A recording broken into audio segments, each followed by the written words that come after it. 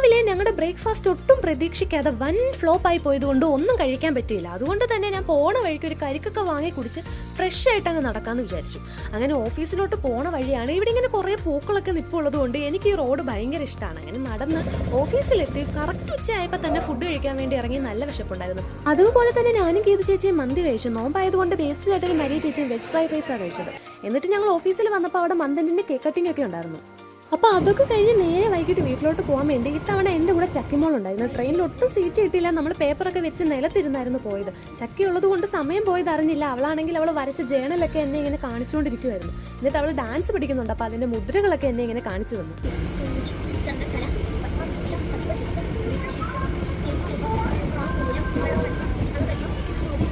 ഒരു 3-3.5 മണിക്കൂർ പോയതേ അറിഞ്ഞില്ല. ഞങ്ങൾ അവിടെ എത്തിയപ്പോഴത്തേക്കും അച്ഛൻ ശാസ്താംകോട്ട സ്റ്റേഷനിൽ ഞങ്ങളെ വെയിറ്റ് ചെയ്ത് നിൽപ്പുണ്ടായിരുന്നു. ശാസ്താംകോട്ട അമ്പലത്തിൽ ഉത്സവം അതിൻ്റെ റോഡ് മൊത്തം ഇങ്ങനെ ഡെക്കറേറ്റ് ചെയ്തേക്കും. അപ്പോൾ വിശേഷങ്ങളൊക്കെ പറഞ്ഞ് ഞങ്ങളങ്ങ് പോയി. അപ്പോൾ അത്രേ ഉള്ളൂ. ബൈ.